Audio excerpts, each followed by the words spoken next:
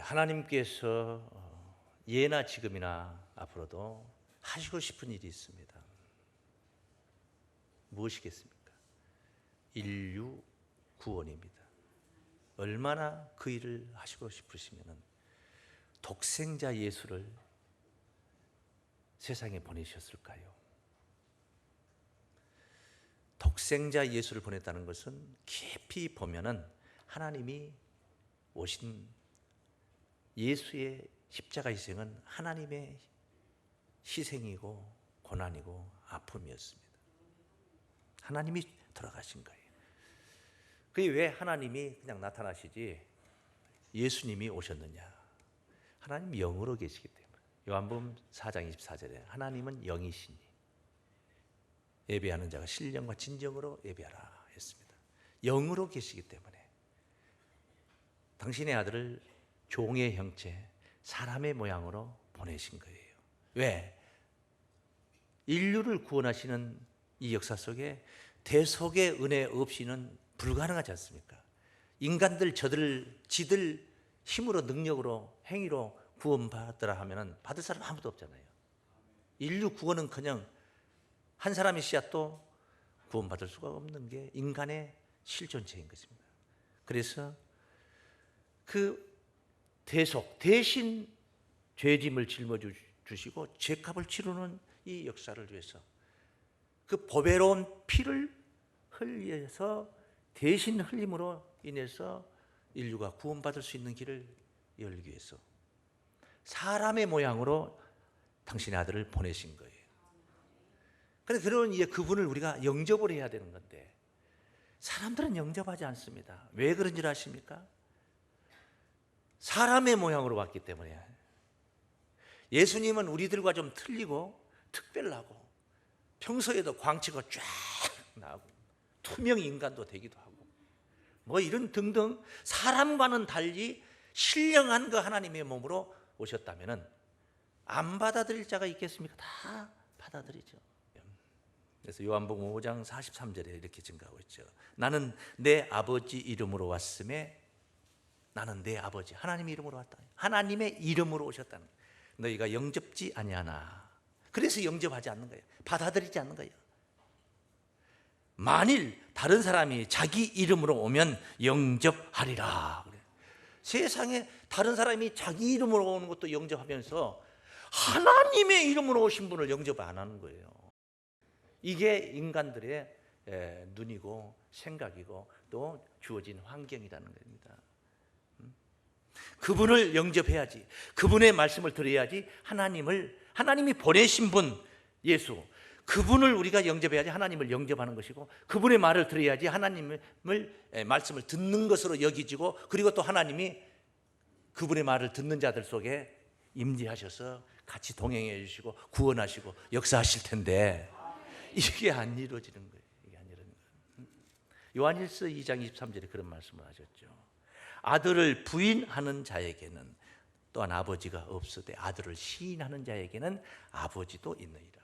그냥 아들만 시인했는데 아버지도 계신 거예요. 내가 아버지 시인한 적 없어. 그냥 아들만 시인했는데 아버지가 계셔. 왜? 그 아들이 바로 어떤 분이냐? 아버지의 이름으로 오신 분이기 때문에. 이게 이루어져야 되는데 이게 안 돼.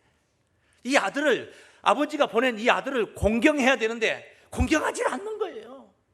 그래서 하나님이 심판 권세도 주셨어요. 우리가 보통 심판 권세 하면은 그냥 사람 때려 죽이고 살리고 뭐 이런 뭐 심판 생각하지만, 그보다 더 앞서 선결되는 심판이 뭐냐면은 옳고 그름을 분별하는 겁니다.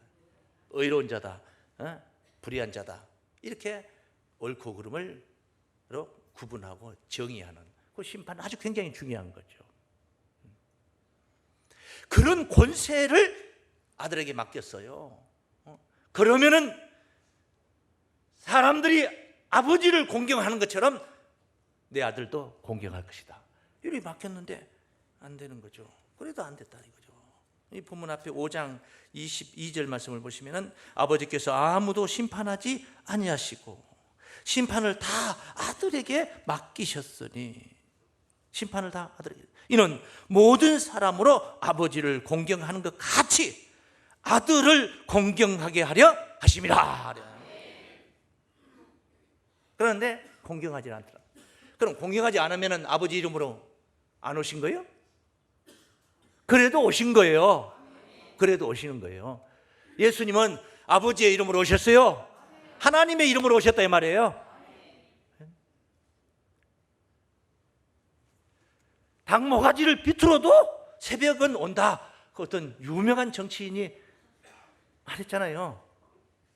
아들을 공경하지 않아도 아들은 아버지의 이름으로 오신 분이에요.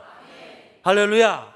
오신 분이에요. 그럼 하나님의 이름으로 보내심을 받으셨는데 그 보내심을 받은 자의 자세가 어때야 되느냐? 보냄을 받은 자의 자세, 보낸 자가 계시고 그 다음에 그분을 통해서 보냄을 받은 자, 이것은 아주 중요한 이야기입니다. 그 자세. 그 보내신 분을 보게 해줘야 되고, 보냄을 받은 자가 자기를 보게 하는 게 아니라 보내신 분을 보게 해야 되고 보내신 분을 믿게 해야 되는 거예요. 우리 주님은 그러신 분이에요. 우리 주님은 그러셨다 이 말이에요. 그래서 당신을 보내신 하나님의 영광을 드러내신 거예요. 보냄을 받은 자가 자기 영광을 드러내는 게 아니라 자신을 보낸 분을 믿게 만들고 자신을 보낸 분을 보게 만들고 그리고 그분의 영광을 드러내고, 할렐루야. 우리 주님 바로 그런 삶을 사셨어요. 그런 삶, 마지막 가시는 길까지 그런 삶으로 가신 거예요. 할렐루야. 네. 그래서 오늘 제목은 보냄 받은 자들의 삶. 그러니까 여기서 이제 복수, 보낸 자들하고 복수를 제가 쓴 것은, 제목에 쓴 것은 주님 한 사람에 국한시키고자 한 게 아니란 말이에요. 예수님 말고도 보냄 받은 자들은 계속 진행형이라는 거죠. 그래서 이 보냄 받은 자들의, 보냄 받은 자의 삶의 자세가 중요하다는 것이죠. 아주 대단히 중요해요. 보냄 받은 자들의 삶. 우리 첫째 따라하십니다. 보낸 자를 보고 믿게 하는 삶입니다. 뭐 특별한 거 아니에요? 보냄 받은 자가 보내신 분을 보고 믿게 이렇게 해주는 일 말이에요. 그거 특별한 거 아니에요. 아주 단순하고 보편적인 것이고 당연한 거예요. 맞아요? 예수님이 뭐 특별나서 당신을 보내신 하나님을 보게 했고 하나님을 믿게 했고 예수님이시니까 그렇게 특별한 게 아니에요. 보내고 보냄받는 것은요 어디서나 다 있어요. 국가에서도 위정자들이 하는 일이고, 교회에서도 뭐 당회장 목사가 뭐 전도사님 어디 보내고 부목사를 어디를 보내고 뭐 할 수 있고, 어떤 공동체 모임에는 그런 어디서든 사람들이 사는 곳에는 보내고 보냄받고 하는 일들이 비일비재하게 있는 거예요. 그 당연한 거래요. 예수님 우리에게 그렇게 처신을 하셨어요. 그리고 당당하게 그런 말씀을 하신 요한복음 12장 44절로 45절 말씀. 예수께서 외쳐 가라사대 나를 믿는 자는 나를 믿는 것이 아니요. 나 예수 믿었더니 예수 믿는 것이 아니에요. 나를 보내신 이를 믿는 것이며, 이런 효용이 있어야 되는 거예요. 이런 현상이 나타나야 된다 이 말이죠. 예수를 믿었더니 하나님을 믿은 그런 현상이 나타나야 된다는 거예요. 그건 누굴 통해서 되냐? 보냄을 받은 자가 어떻게 처신하고 어떻게 사명을 감당하느냐에 따라서 나타나는 거예요. 보냄을 받아가지고 보낸 자에 관해서는 한마디도 얘기해 본 적도 없는데 누가 보낸 자를 볼 수가 있고 누가 보낸 자를 믿을 수가 있겠습니까? 나를 믿는 자는 나를 믿는 것이 아니요 나를 보내신 이를 믿는 것이며, 그 뒤에 나를 보는 자는 나를 보내신 이를 보는 것이니라. 이렇게 당당하게 말씀하시죠. 진짜 우리 주님은 이런 삶을 사셨어요. 절대 자기 자신을 내세우질 않았어요. 자기 자신을 보냄 받은 자가 자기 자신을 내세우면 이미 그 자격을 상실한 자가 됩니다. 보냄 받은 자의 자격을 상실한 거예요. 자기를 내세우면 안 돼요. 오직 보내신 분을 내세워야 돼요. 예수님, 그는 근본 하나님의 본체시나 하나님과 동등됨을 여길 것으로 취하지 않으시고 종의 형체 사람의 모양으로 나타나셔서 죽기까지 하나님의 뜻을 위해서 복종하시고 죽기까지 순종하셔서 십자가의 길을 가셨어요. 이름으로 뛰어난 이름을 하나님께서 그에게 주셨어. 무슨 뛰어난 이름? 하늘에 있는 자들이나 땅에 있는 자들이나 땅 아래에 있는 자들로 모든 자들이 다 입을 열어서 주님 하고 주라 시인하여 이거는 빌립보서 2장 6절부터 11절까지 있는 말씀. 주라 시인하여 하나님 아버지께 영광을 돌리게 하셨느니라. 하나님, 결국은 어디로 가냐? 하나님께 영광을 돌리는 거예요. 예수가 잘 된 것도 예수 영광이 아니라 하나님께 영광. 할렐루야. 예수님이 모든 입으로 다 그 발 앞에 무릎을 꿇고 주라 시인했다. 주가 뭡니까? 주인이다요. 주인. 당신이 내 주인이다 그 말이에요. 주인이에요. 주인. 이런 삶을 사셨어요. 그래서 보냄 받은 자의 모범 답안. 답안이라고 하는 건 시험 문제 풀 때 답안지 있지 않습니까? 그것은 문제가 있을 때 답안이 필요한 거예요. 문제가. 예수님 한 분으로만 끝나버리면, 보내고 보냄받고가 끝나버리면 모범 답안에 관심을 가질 필요가 없어요. 근데 그게 한 분으로 끝나는 게 아니라는 거예요. 연속성이 있다는 거죠. 연속성이 있다는 거예요. 예수님이 모범 답안. 그래서 보냄받음의 연속성이 있다. 우리 한번 따라했습니다. 보냄받음의 연속성이 있습니다. 우리 주님이 안 가시고 계속 계시면은 주님이 누구를 보낼 필요도 없어요. 보낼 필요 없잖아요. 제가 이 강대상에서 매 주일마다 설교를 할 수 있으면은 다른 분을 여기에 세워서 대신 설교를 하도록 할 필요가 없는 거예요. 제가 계속 할 수 있습니다. 근데 출장을 간다, 행사에서 다른 데 간다, 다른 집회를 간다, 그러면은 빈자리가 있어서는 안 되니까 누군가는 대신 해야 되는 거예요. 예수님이 가신 거죠. 그때 주께서 하신 말씀이 있어요. 가시면서 하신 말씀이에요. 요한복음 16장 7절에 보시면은 그러나 내가 너희에게 실상을 말하노니 내가 떠나가는 것이 너희에게 유익이라. 내가 떠나가지 아니하면은 보혜사가 너희에게로 오시지 아니할 것이요 가면 내가 그를 너희에게 보내리니. 내가 떠나간다. 예수님이 가신다는 겁니다. 가신다 하면 우리가 이것만 생각합니다. 안 계시고 이제 가버리고 어디를 걸어서 가고 뭘 운송 도구를 타고 어디를 가셨다. 그냥 안 계신다. 이 가심은 뭐냐면은 예수님의 십자가 사건이에요. 십자가의 일을 가신 거예요. 근데 가시면은 그냥 그걸로 이제 딱 마무리가 되고 종지부를 딱 찍고 끝 엔드 해버리는 게 아니라 가시면은 내가 따라해요. 그를 너희에게로 보내리니. 보혜사를 보내신다는 거죠. 그가 와서 죄에 대하여 심판에 대하여, 죄에 대하여 의에 대하여 심판에 대하여 세상을 책망하시리라. 책망한다는 것은 책망받을 만한 상황 속에 있다는 거예요. 잘하고 있으면 책망할 필요가 없어요. 잘 못하고 있는 현실을 보면서 오셔서 책망한다는 거예요. 보혜사. 그러니까 예수님이 가시고 또 예수님이 보내시오. 예수님이 보내심으로 인하여서 오시는 분이 계세요. 누구예요? 보혜사라는 거예요. 이것을 14장, 요한복음 14장 25절부터 증거된 말씀. 내가 아직 너희와 함께 있어서, 같이 있어, 안 가신 상태, 함께 있어서, 이건 안 가신 상태, 이 말을 너희에게 하였거니와 보혜사 곧 아버지께서 내 이름으로 보내실 성령, 그가 너희에게 모든 것을 가르치시고 내가 너희에게 말한 모든 것을 생각나게 하시리라. 지금 보니까 이 보혜사는 아버지께서 예수 이름으로, 예수님 이름으로 오시는 성령님이시다 이 말이에요. 누구 이름으로 오신다고 그래요? 그러니까 예수 이름으로, 예수님이 하나님의 이름으로 오셨는데 영접지 않더라는 거죠. 나는 내 아버지 이름으로 왔으며 너희가 영접지 아니하나 만일 다른 사람이 자기 이름으로 오면 영접하리라.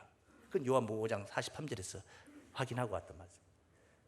예수님은 하나님의 이름으로 오셨다는 거예요. 그런데 예수님이 가시고 나서 예수 이름으로 보혜사 성령님이 오신다는 거예요. 오셔서 하신 일이 뭐냐? 모든 것을 가르치는데 내가 너희에게 이런 말이 생각나게 한다. 주께서 공생의 기간 동안에 증가하셨던 말씀, 그 어려웠던 말씀, 무지 어려웠던 말씀, 이해가 안 됐던 말씀들. 어떻게 겨자씨가 천국이냐? 가루 서말에다 누룩을 넣었는데 이거 어디 천국이냐? 여자가 빵을 굽기 위해서 반죽을 했는데 이게 무슨 천국이냐? 너무 어려웠던 모든 말씀들이 생각난다. 다 이해가 되게 한다. 보혜사 성령이 오셔서, 누구 이름으로 오셔서? 예수 이름으로 오시니까 이 보냄을 받은 성령님은 또 누구를 증거해야 돼요? 예수를 증거해야 되죠. 예수 이름으로 왔으니까 예수를 증거하는 거예요. 제자들이, 예수님의 제자 베드로를 유시한 이 제자들이 누구를 증거해요? 예수님을 증거한 거죠. 왜? 예수님을 보았고 예수님을 따랐기 때문에 증거하는 거예요. 그런 이치와 같이 보혜사 성령은 예수 이름으로 오셔서 예수를 증거해요. 15장 26절 말씀이에요. 15장 26절. 내가 내 아버지께로서 너희에게 보낼 보혜사, 또 증거하잖아요. 그 얘기 지금 똑같은 얘기. 곧 아버지께로서 나오시는 진리의 성령이 오실, 진리의 성령이. 보혜사 성령은 무슨 성령이라? 진리의 성령이다. 진리의 성령이 오실 때에 그가 나를 증거하실 것이요. 할렐루야. 예수를 잘 증거해. 보혜사 성령을 통해서 예수가 증거되는 거예요. 그러면 예수가 증거됨을 통해서 무슨 일이 벌어지냐? 우리에게 무슨 일이 있어지냐? 예수가 보이고, 예수가 믿어지고, 예수님께 영광을 돌리게 되고, 그 영광 받은 바톤을 또 예수님은 하나님께 돌리고, 할렐루야. 이렇게 보혜사 성령님이 오셔서 예수를 증거하셨어요. 진리의 성령이라고 그랬죠. 이 진리의 성령을 16장 13절에서는 이렇게 증거했습니다. 그러나 진리의 성령이 오신다는 거죠. 예수 이름으로 오신다는 거죠. 그가 너희를 모든 진리 가운데로 인도하시니, 모든 진리 가운데로 인도하시니. 그가 자의로 말하지 않고, 왜? 보냄을 받은 성령이니까, 예수 이름으로 왔기 때문에 오직 듣는 것을 말하시며 장래일을 너희에게 알리시리라. 그가 내 영광을 예수께서 하신 말씀이에요. 지금요, 그가 내 영광, 그가 지 영광을 나타내고, 그게 아니고 그가 내 영광을 나타내리니 내 것을 가지고 너희에게 알리겠습니다. 할렐루야. 그래서 성령님이, 예수 이름으로 오시는 성령님, 보혜사 성령님이 오실 것이 예정됐어요. 그래서 여기서 이제 우리가 하나, 우리 현실적인 이야기를 해야 됩니다. 현실적인 거. 성령님이 오셨는지 가셨는지 가고 있는지 보여요? 안 보이잖아요. 보여. 네? 오셨는 게 보여요? 가시는 게 보여요? 뭐가 보여요? 네? 성령님이 어디로 오시느냐? 어디로 오시느냐? 교회로 오시는가? 사람의 마음 속에 오시는 거예요. 사람의 마음에. 성령님이 언제는 안 계셨습니까? 무소부재하신 분이요. 그런데 무슨 오셨다 가셨다 무슨 이런 말이 필요하냐? 사람에게 임했느냐 안 임했느냐. 성령님이 오셨다면 누군가는 받은 자가 있어야 되는 거예요. 그 받은 자는, 성령님은 그냥 성령님 혼자 다 이렇게 역사하지 않아요. 사람을 통해서 역사를 하는 거예요. 사람을 통해서. 도구가 필요한 거예요. 왜? 영으로 계시니까. 성영이잖아요. 성 몸이요? 성영이잖아요. 성영. 영으로 계신 분이, 하나님이 영이시잖아요. 그러니까 예수님을 독생자를 보내셨잖아요. 성령님이 오셨는데 어떻게 오시냐? 사람의 마음 안에 임재하셔서 그 사람을 통해서 자기가 하고자 하는 일을 하시는 거예요. 할렐루야. 이렇게 마음속에 오셔서 예수를 증거합니다. 예수를 증거하는 사명. 충실하게 예수를 증거가 될 때, 이 성령을 받은 자들이 성령님이 하시고자 하시는 일 그대로 충실하게 사명 감당을 하게 될 때에, 그런 자들을 만난 자들이 예수를 보게 되고 예수를 믿게 되고 예수를 영접하게 되고, 할렐루야. 이게 바로 구령 사업이에요. 영을 구원하는 사업이란 말이에요. 이게 하나님 나라예요. 이게 하나님 나라. 이렇게 해서 하나님 나라가 확장되어 가는 겁니다. 이런 일을 위해서 보냄을 받으셔서 오시는데, 성령님이 그냥 오시는 걸로 마무리가 된 게 아니라 그 성령님이 오셨다는 상태는 받은 자가 있어지고, 받은 자를 통해서 사명을 감당하며 역사하는 현장이 되는 것이고, 역사하는 현장마다 예수를 본 자들이 있게 되고, 예수를 믿는 자들이 나타나게 되고, 예수를 영접하는 자들이 나타나게 되는, 이런 보내시고 보냄을 받는 이 역사는 어느 때 가서 딱 마무리되고 종지부 찍은 적이 없어요. 계속 진행형입니다. 지금도 보냄은 계속되고 보냄 받음은 계속입니다. 할렐루야.